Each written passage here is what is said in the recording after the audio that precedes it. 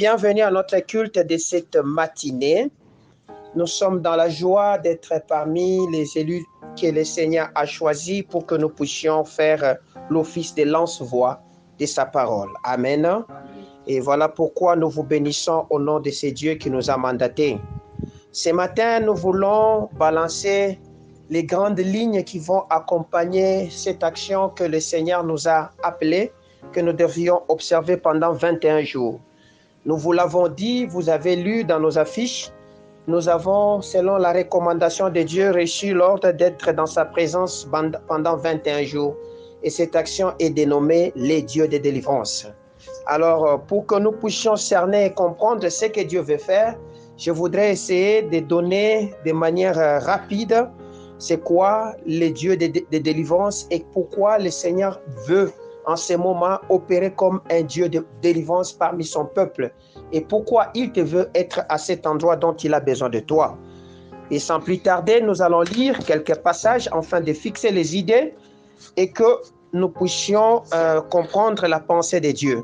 Pour cela, je vous invite de prendre vos Bibles. Nous sommes dans le livre de Psaume 68 où nous tirons notre texte de base qui va nous accompagner pendant ces 3 semaines.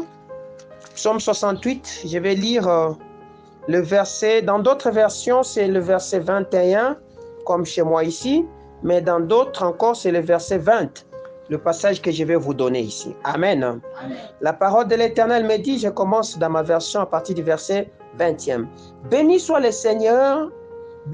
Seigneur chaque jour. Quand on nous accable, Dieu nous délivre. Dieu est pour nous les dieux de délivrance. Et l'Éternel, le Seigneur, peut nous garantir de la mort. Amen, amen. Nous lisons encore 2 Timothée, chapitre 3, le verset 11, le verset 11e.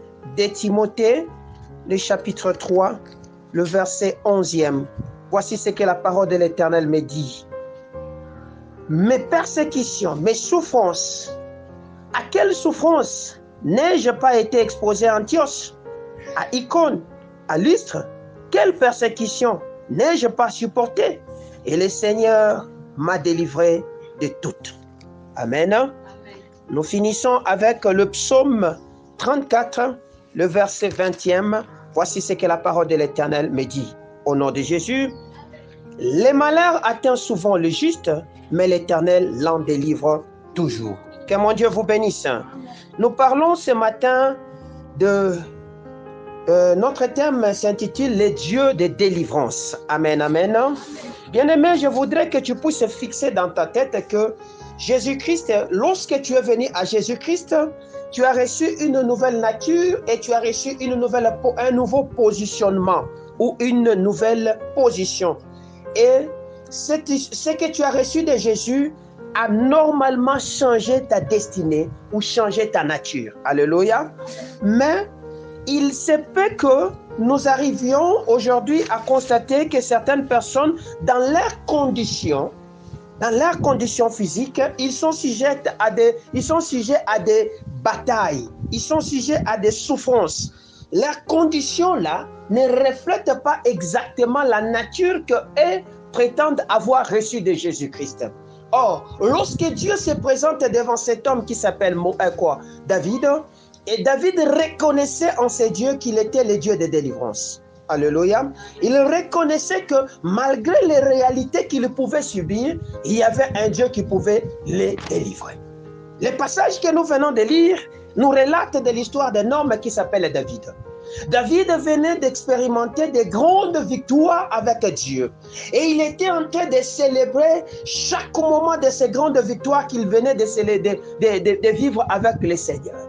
C'est comme ça que lorsqu'on amenait l'arche retournait dans la présence de Dieu, il y avait des dons, il y avait des choses qui étaient en train d'être déposées, qu'on déposait pour célébrer le Seigneur. C'est là que David a commencé par énoncer ce que je venais de vous lire. Il dit, je reconnais qu'il est le Dieu de délivrance et qu'il peut nous garantir de la mort. Cela ne veut pas dire qu'il n'était pas exposé à la mort ou il n'était pas exposé au danger. Mais il savait que malgré cette exposition, malgré ce ces conditions dans lesquelles ils étaient, il y avait un Dieu qui avait la clé de la délivrance entre ses mains. Voilà pourquoi, lorsque David parle de ces dieux, il ne parle pas des dieux de la délivrance, mais des délivrances. C'est-à-dire que nous pouvons être exposés à plusieurs sortes de malheurs qui peuvent nous arriver, mais la délivrance est notre nourriture de tous les jours. Alléluia. Que mon Dieu vous bénisse. Voilà pourquoi, lorsque vous lisez le psaume 34, le verset 20e, la Bible dit « Le malheur atteint souvent les justes, mais l'Éternel l'en délivre toujours. » Mais quels sont ces malheurs qui peuvent se manifester? Ça peut être des maladies, ça peut être des difficultés sociales, ça peut être des difficultés d'ordre financier, ça peut être toutes ces choses qui conduisent à des souffrances morales, même à des souffrances physiques. Alléluia. C'est ce que nous appelons malheur. Mais lorsque Dieu vient, il vient se présenter comme étant le Dieu de délivrance. Les dieux de délivrance. C'est comme ça que Jésus, lorsqu'il voyait, lorsque la situation de la terre était devenue chaotique, il a accepté. Lorsque le ciel était resté calme, la terre ne pouvait plus répondre, un seul homme a accepté de prendre ta place. Cet homme s'appelle Christ. Il a accepté de prendre cette place afin que par lui, que tu puisses vivre l'excellence de notre Dieu. Il a accepté d'aller jusqu'à combattre la mort, afin que la mort n'ait plus le pouvoir sur toi. C'est comme ça qu'il nous a dit qu'il a arraché à la mort son aiguillon, et la mort n'a plus de pouvoir sur nous, ses enfants. Amen. Les dieux de délivrance. Amen. Les dieux de délivrance, et c'est Dieu que nous voulons invoquer pendant ces 21 jours. Pourquoi? Parce que tu as besoin que les conditions dans lesquelles tu te retrouves changent. Pourquoi? Il est écrit dans notre loi qu'il y a un temps pour toutes choses. Il y a un temps de ramasser les pierres, mais il y a aussi un temps de jeter les pierres. Il y a un temps de crier, il y a aussi un temps de se réjouir. Alléluia. Ce temps, c'est le temps de bonheur pour toi. Mais ce bonheur ne viendra que lorsque tu feras appel à ton Dieu. La Bible me dit, ayez recours à vos forteresses. Notre meilleure forteresse qui puisse exister, c'est Jésus. C'est là que nous allons faire recours. Et nous allons recourir à lui. Pourquoi? Parce que le salut par excellence ne vient que de Dieu. David regardait les montagnes, il ne voyait pas le salut. David regardait partout, il ne voyait pas le salut. Voilà pourquoi il dit, d'où me viendra le secours? Le secours me vient de l'Éternel qui a créé les cieux et la terre. Est-ce que je parle bien? Que mon Dieu vous bénisse.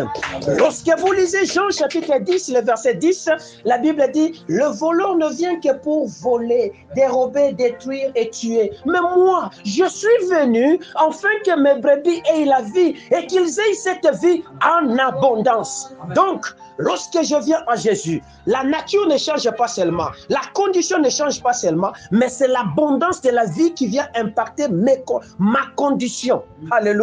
Ma condition doit changer parce qu'il y a une abondance d'une vie qui est drainée vers moi, afin que les souffrances que j'ai subissées, moralement, socialement, et dans tout ce que je pouvais vivre, puissent changer. C'est ainsi que le Seigneur, quand il parle à Pierre, il dit, il n'y a personne qui ait abandonné son père et sa mère qui n'héritera dans le siècle présent comme dans le siècle à venir. Pourquoi? Parce qu'il savait qu'il drainait en lui une nature spéciale. Il conduisait, il libérait un flux qui amenait une vie. Et cette vie n'était pas une vie ordinaire, mais c'était une vie de l'abondance. Est-ce que je parle bien? À travers ta condition, nous pouvons reconnaître qu'ici, il y a le bonheur, où il y a le malheur, à travers ta condition. Nous pouvons voir que cette condition, ça ne va pas. Il y a des choses qui ne vont pas. Il y a des choses qui ne vont pas. Or, quand les choses ne vont pas, qu'est-ce que nous dit la Bible? La Bible nous dit, faites connaître. Alléluia. Amen. La Bible nous pousse à faire connaître ce que nous désirons.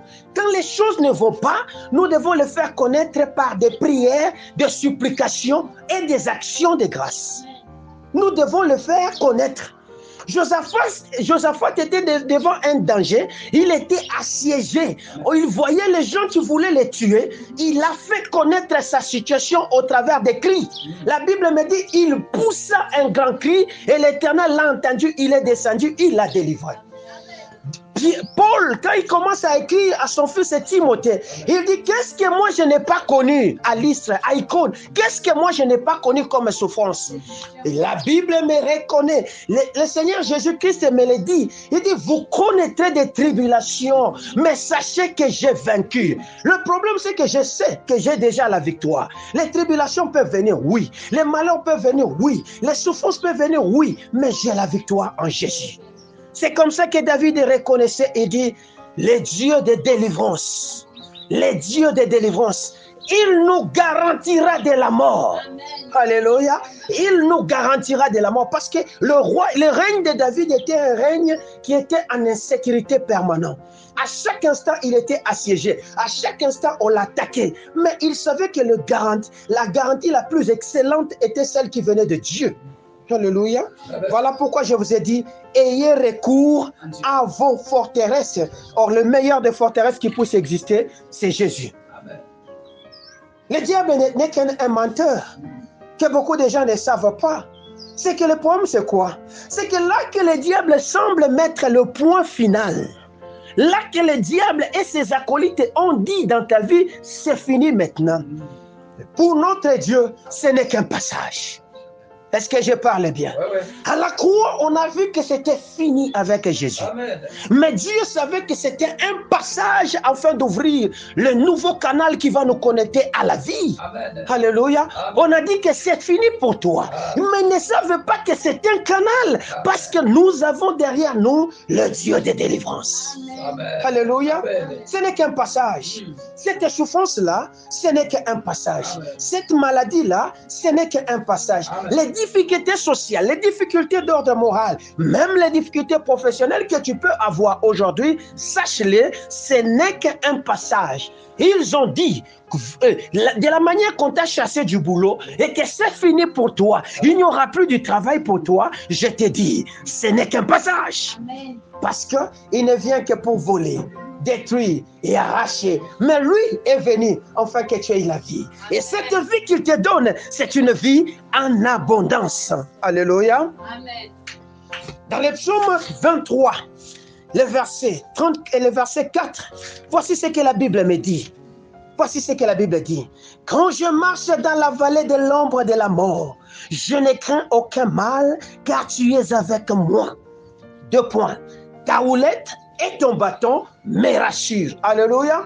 Celui qui sait qu'il a les dieux de délivrance avec lui, même s'il traversait la vallée de Baca, même s'il traversait des difficultés, il sait que le Dieu de délivrance est avec lui. Au travers d'une houlette, au travers d'un bâton, pour les redresser afin de les maintenir sur le chemin. Lorsque vous lirez l'histoire des juges, vous connaîtrez l'histoire d'une femme qu'on appelait Déborah. Elle a connu des souffrances atroces, mais elle savait qu'il y avait un Dieu de délivrance. Amen. Alléluia. Lorsque vous lirez dans la Bible, vous connaîtrez qu'il y a eu des gens qui ont souffert, mais ils savaient que le Rédempteur était là. Cet homme de Job, il dit, je sais que mon Rédempteur est vivant et qu'il s'élèvera le dernier. Alléluia. On a cru que pour Jésus c'était fini. On a dit que c'était fini. Voilà, on a constaté réellement qu'il ne pouvait plus respirer et que le corps était devenu inerte et qu'il ne valait plus à rien. Il fallait juste le prendre pour le mettre dans un lieu isolé afin que son cadavre dans la pourriture ne puisse pas contaminer cela qui entendrait ou respirerait cette odeur là-bas. Mais il ne savait pas que ce n'était qu'un passage pour aller accomplir une autre mission plus excellente. Parce que le diable ne voit pas demain, mais il voit dans la condition présente. Mais celui qui a la maîtrise du passé, du présent et de l'avenir s'appelle Yahweh. C'est comme ça que lorsque David voit cet homme, il dit, voici le Dieu de délivrance. Amen. Alléluia. Amen. Je t'annonce ce matin les dieux de délivrance. Amen. Je t'annonce ce matin les dieux de délivrance. Amen. Ça fait 50 ans, ça fait 25 ans, ça fait 30 ans. Je ne sais pas combien de temps que tu es en train de traverser, mais celui qui s'est élevé maintenant s'appelle les dieux de délivrance. Alléluia. Il s'appelle les dieux de délivrance. David dit ceci. Béni soit le Seigneur chaque jour. Quand on nous accable, Dieu nous délivre. Alléluia. Béni soit le Seigneur chaque jour.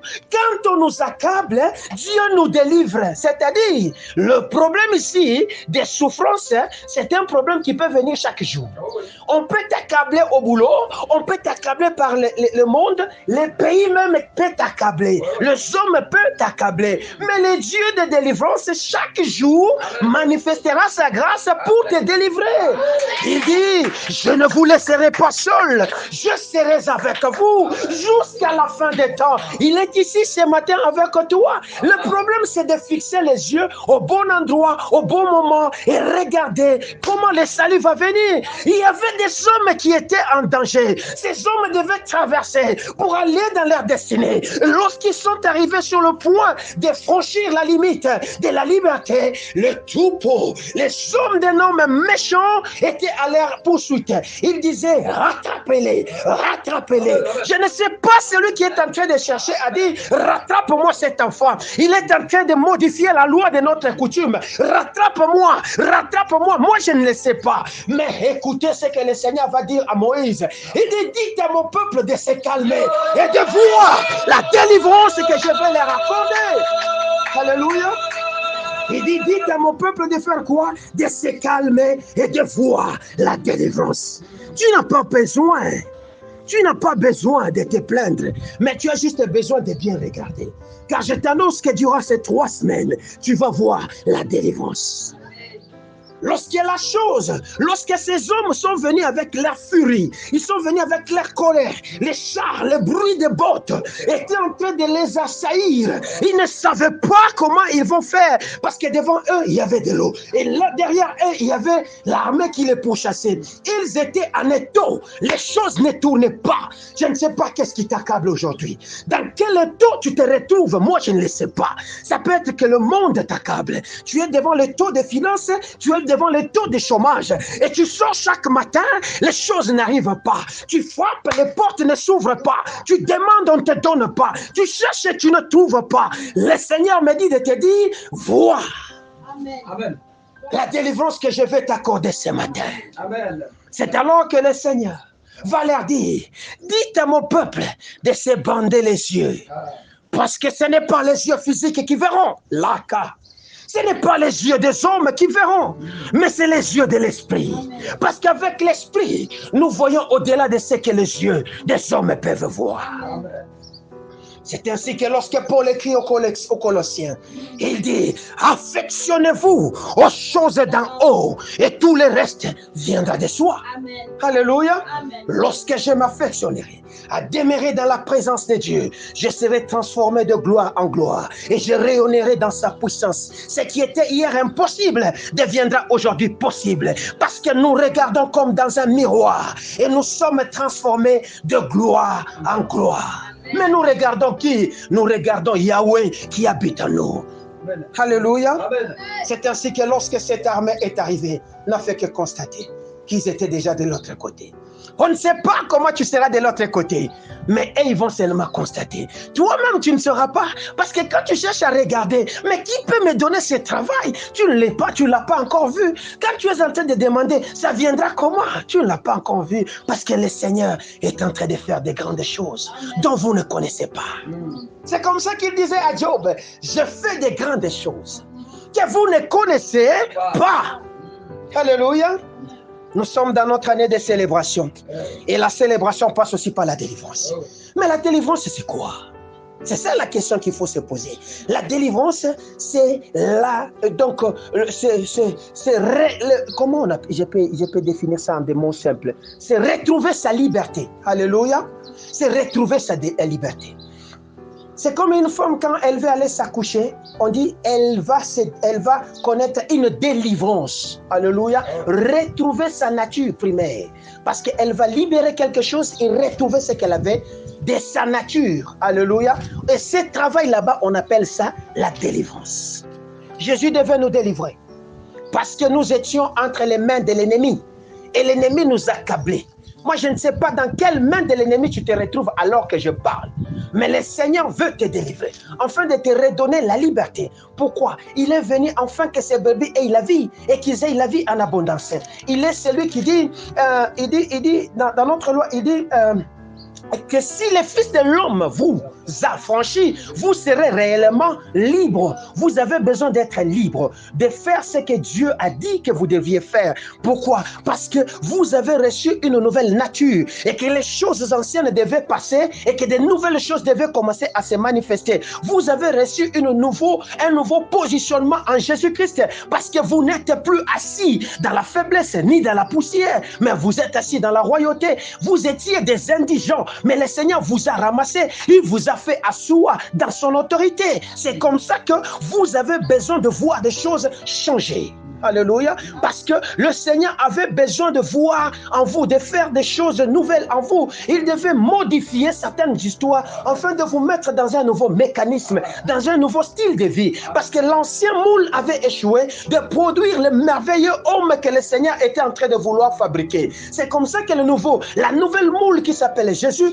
nous a sortis comme des briques cuites afin de servir dans la construction de son temple qui s'appelle le corps mystique de Jésus et devenir participant à cette nature là-bas. Et lorsque je deviens participant à cette nature, je ne suis plus la même personne. Je suis devenu un homme très très dangereux. C'est comme ça que les diables, sachant que vous êtes devenus des hommes dangereux, ils ne vous laissent pas le temps libre. Voilà pourquoi David, connaissant ces choses, il dit, malgré que nous sommes accablés chaque jour, mais l'Éternel nous délivre toujours. Alléluia.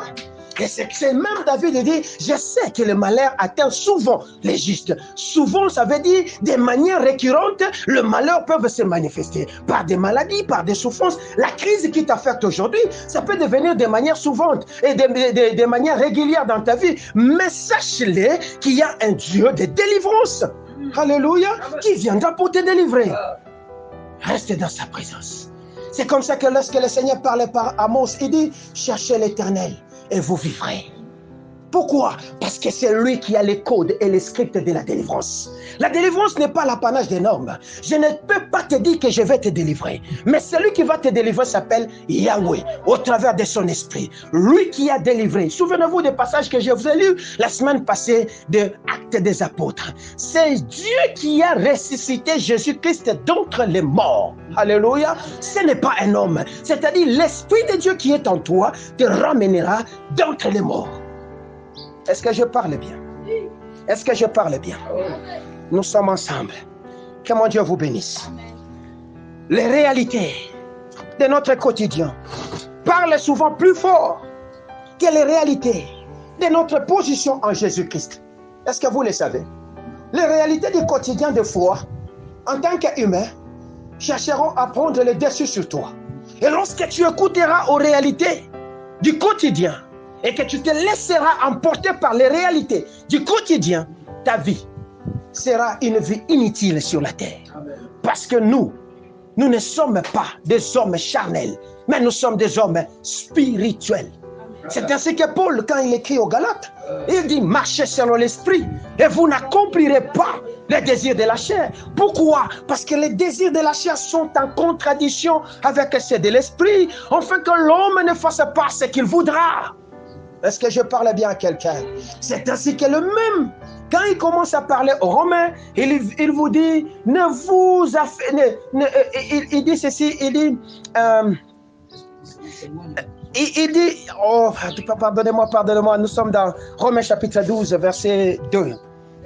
Ne vous conformez pas au siècle présent, mais soyez transformés par le renouvellement de l'intelligence, afin que vous sachiez.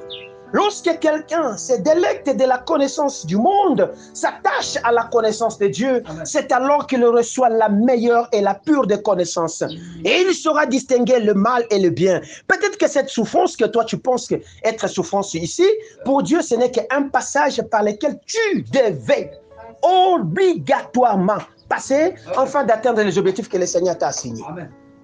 Parce que chaque bataille de l'homme n'est qu'une leçon de la vie. Est-ce que je parle à quelqu'un? Que mon Dieu vous bénisse. Que mon Dieu vous bénisse. Amen. Ne laisse pas aux réalités de la terre, aux réalités du quotidien, avoir les dessus sur ta position en Jésus-Christ. Parce que cette position que tu as en Jésus-Christ, elle est plus forte que la position du monde. Amen. Alléluia. Amen. Même quand tu auras traversé la vallée de l'ombre de la mort, sachez-le que le Seigneur est avec toi. Amen. Même quand tu auras des maladies, sachez-le que le Seigneur est Amen. Avec toi. Même quand tu n'auras rien entre tes mains, sachez-le que le Seigneur ne t'abandonnera pas, Amen. Il ne te délaissera pas. Amen. Essaye de faire un effort, de ne pas seulement écouter, mais aussi de mettre en pratique la parole de Dieu. Il dit dans notre loi, je ne vous laisserai pas seul. Sachez-le que tu n'es pas seul. Il dit dans notre loi, ne vous inquiétez pas quant à ce qu'il s'agit du manger et du boire, car votre Père fait quoi? Il le sait. Alléluia. Il sait que tu as besoin de manger. Il sait que tu as besoin de te vêtir. Quand tu auras des habits en lambeaux, sachez-le que le Seigneur fait quoi? Il le sait. Même si ça ne vient pas, sache-le qu'il fait quoi? Il le sait. Quand tu mangeras seulement des légumes, sache-le qu'il le sait. Et qu'en ce moment-là, il a voulu que tu manges seulement les légumes. Est-ce que je parle à quelqu'un? Les dieux de délivrance. Alors, la délivrance touche dans 3 compartiments de l'existence d'un homme. Et ce sont les 3 compartiments de ces délivrances que nous allons travailler pendant cette semaine, pendant les 3 semaines. C'est-à-dire, notre premier compartiment de délivrance, c'est la chair. Alléluia. Parce que Jésus-Christ est venu nous sortir de l'emprise de la chair, afin que nous ne soyons pas des hommes animaux, mais que nous soyons des hommes spirituels. Alléluia. Parce que la chair a une puissance et la chair a des choses qu'elle demande. Lorsque tu vivras comme un homme charnel, tu ne sauras pas atteindre les objectifs que le Seigneur t'a assignés. Premier stade de délivrance, la chair. Alléluia. Deuxième stade de délivrance, l'âme. Voilà pourquoi il nous est dit dans Romains chapitre 12 de marcher avec ce qu'on appelle le renouvellement de l'intelligence. Donc, la délivrance touchera à ce stade, afin que lorsque ton intelligence est renouvelée, que tu saches que le mal c'est ici, le bien c'est là-bas, et que tu marches conformément aux édits et aux plans de Dieu. Et la troisième dimension de la délivrance, c'est l'esprit de l'homme. Parce que le travail du diable, c'est de couper la communication entre l'esprit et la chair. Alléluia. L'esprit et l'âme. Parce que quand le contact est coupé, le flux énergétique qui est canalisé dans ton esprit ne va pas couler dans l'âme et tu n'as plus de raisonnement. Tu raisonnes seulement sur la chair et c'est comme ça que tu ne sais pas obtenir ce qui est invisible. Alléluia. Alors nous allons travailler dans les 3 compartiments, afin que les dieux de délivrance, pour ceux-là qui se retrouvent dans la chair, soient libérés. C'est-à-dire ta chair peut être malade et consciente, Dieu va te libérer. Ceux-là qui ont des problèmes de conception, de raisonnement, doivent aussi être délivrés. C'est-là dont l'esprit, ils n'ont plus le contrôle de leur esprit. Nous avons besoin de demander à Yahweh de le restaurer. Amen. Alléluia. Amen. Voilà ce que nous allons faire pendant ces 3 semaines. Alors pour ce faire, je vais m'arrêter ici parce que ça, ce n'est que ce que nous appelons le préambule, l'introduction à ce grand travail que nous allons faire ensemble avec toi. Toi qui me suis et toi qui es avec moi ici, de là que tu es, observe ce que Dieu veut que tu fasses. Nous avons parlé. Lorsque j'étais en train d'imprimer les affiches que je dois distribuer aux gens et le mettre à des endroits spécifiques, quelqu'un m'a dit, est-ce qu'il existe ce qu'on appelle une retraite spirituelle? Oui, je réponds ce matin. Nous avons dit la retraite spirituelle. Alléluia. Le terme spirituel est le terme qui a mis la confusion dans la tête de mon frère. Parce que ce qui est spirituel, on ne peut pas saisir. Alléluia. Mais on peut mettre son esprit en retraite. On peut mettre son intelligence en retraite.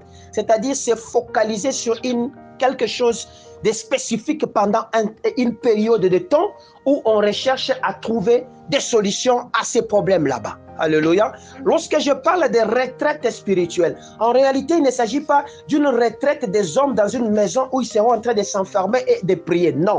C'est une forme de pensée spécifique où nous développons pendant une période de temps en recherchant à voir l'action de Dieu par les délivrances dans notre vie. Alléluia. Où nous nous centrons sur le travail de la délivrance que Jésus a fait et que Dieu est capable d'accomplir ou de manifester dans notre existence. C'est en cela que nous parlons de retraite spirituelle. Alléluia. C'est-à-dire, je peux être dans mon lieu de travail, mais mon esprit est en train de contempler le travail que le Seigneur a accompli pour me donner la liberté.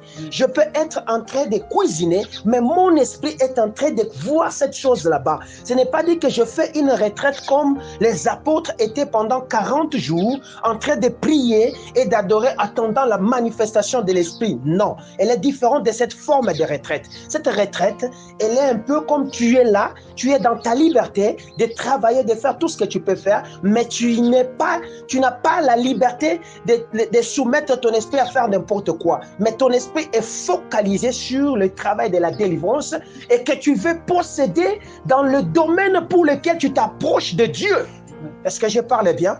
Tu as un domaine que tu sens qu'ici, ça ne va pas. J'ai besoin de la lumière de Dieu et je veux que Dieu vienne. C'est comme ça que je réfléchis sur le travail que Jésus a fait. Je m'accapare et je me procure de ses bienfaits et je veux que cela maintenant impacte ma vie et que ça change ma vie. Parce que j'ai dit que le travail que Jésus a fait a eu pour mission de changer la nature de la personne et de lui accorder un nouveau positionnement. C'est comme ça que lorsque je vais prendre ce que Jésus a fait, l'appliquer sur moi, ma position va changer, ma nature va changer et je serai capable d'atteindre les objectifs pour lesquels le Seigneur m'a envoyé un missionnaire sur la terre. Est-ce que j'ai bien expliqué? Voilà ce que nous disons, 21 jours de retraite spirituelle autour du thème « Les dieux de délivrance ». Que mon Dieu vous bénisse. Alors, avant de terminer, je veux qu'on lise quelque chose. Toujours dans le même passage, Psaume 68. Au verset 1er. Parce que je veux que il y a beaucoup de gens qui ne savent pas comment maintenir la flamme de Dieu et que cela devienne tellement grandissant en vous. Vous devez avoir ce qu'on appelle la discipline spirituelle avec vous. Un enfant qui veut maintenir ses chaleurs avec Dieu, c'est cet enfant, si je devais partager mon expérience, vous devez avoir ce qu'on appelle vos temps d'intimité avec Dieu. Ou lorsque je dis que ici c'est 1 heure du temps, pas de téléphone, pas de communication, je suis en présence de mon Dieu. Alléluia. Je communie avec mon Dieu. C'est 1 heure du temps, je suis en train de méditer sur un passage. Je prends la Bible, je prends tout un texte, je suis en train de le lire et je sors quelque chose de spécifique pour moi. Alléluia. Dans ces 1 heure du temps, j'ai un temps où je vais adorer Dieu et je le respecte. Je dis que si je dois prier de 3 heures à 4 heures, que mon corps soit fatigué ou pas, je serai là. De tels hommes sont tellement puissants spirituellement. Mais ton problème, c'est que toi, tu n'es pas puissant parce que tu n'as pas la constance dans ta vie. Tu ne sais pas ce que tu poursuis. Aujourd'hui, tu pries, demain, tu ne pries pas. Le lendemain, tu es comme ça. Tu peux lire la Bible aujourd'hui, le lendemain, tu ne sais pas le lire. C'est comme ça que Dieu ne se révélera pas en toi. Alléluia. Ce n'était qu'un conseil. Que nous dit la Bible dans ce que je vais lire avec vous? Psaume 68, 2. La Bible dit, Dieu s'élève, ses ennemis se dispersent, ses adversaires fuient devant sa face. Comme la fumée se dissipe, tue les disciples. Comme la cire se fond au feu, les méchants disparaissent devant Dieu. Alléluia. Lorsque la délivrance arrive, ce sont ces deux choses que vous allez observer dans votre vie. C'est-à-dire que vous allez voir des choses de manière naturelle s'éloigner de vous. Vous voyez, certaines souffrances se dissiper comme de la cire. Donc, les difficultés que tu as affrontées pour avoir certaines choses, ça s'effrite de soi sans que vous ne sachiez pourquoi. Il s'est seulement mis debout. Alléluia. Parce que de tout ce temps, il est assis. De tout ce temps, il est assis. Mais lorsqu'il se décide de se lever dans ta vie, sache-le que tes ennemis vont se disperser et alléluia, tu seras capable d'obtenir le bien. Car lorsqu'il marche vers toi, il vient te porter de sa gloire. Tu ne sortiras pas tel que tu étais venu. Tu vas avoir quelque chose de spécifique dans ta vie et ça va changer. C'est comme ça que lorsqu'il s'était levé, quand Pharaon a pris ses luxes de pourchasser Israël, vous avez vu le travail. Vous avez vu le travail que le Seigneur avait fait. Alors pendant ces moments, si je te côtoie, je croirais que le Seigneur s'est déjà mis debout dans ma vie. Et que mes difficultés d'aujourd'hui vont se dissiper de soi. Alléluia. Amen. Ma souffrance d'aujourd'hui se résout de soi parce que mon Dieu s'élève. Alléluia. Au verset 4e, il dit, mais les justes se réjouissent, ils triomphent devant Dieu, ils ont des transports d'allégresse. Est-ce que je me fais comprendre? Lorsque Dieu se lève, c'est à lui de se charger de tes ennemis. Et toi, tu te mettras à te réjouir en l'Éternel. Réjouissez-vous toujours en l'Éternel. Cela est dit dans notre loi. Parce que c'est un moyen de transport que le Seigneur te donne. Alléluia. On a qualifié cela comme étant un moyen de transport. Mais le transport vers quoi? Vers la destinée, la chose que tu étais en train de chercher. Alléluia. Je peux encore le démontrer. La Bible me dit, lorsque nous louons l'Éternel, il siège au milieu de notre louange. Alléluia. Or, lorsqu'il viendra siéger, il viendra avec son administration résoudre tes problèmes. C'est-à-dire que ce qui me transporte vers la délivrance, c'est quoi? C'est les cris de l'allégresse que je vais libérer à moi. C'est ainsi que Myriam, lorsqu'elle a compris ces choses, elle a traversé, elle n'a pas dit, Seigneur, viens me délivrer. Elle a commencé à crier Hosanna. Alléluia, elle a chanté.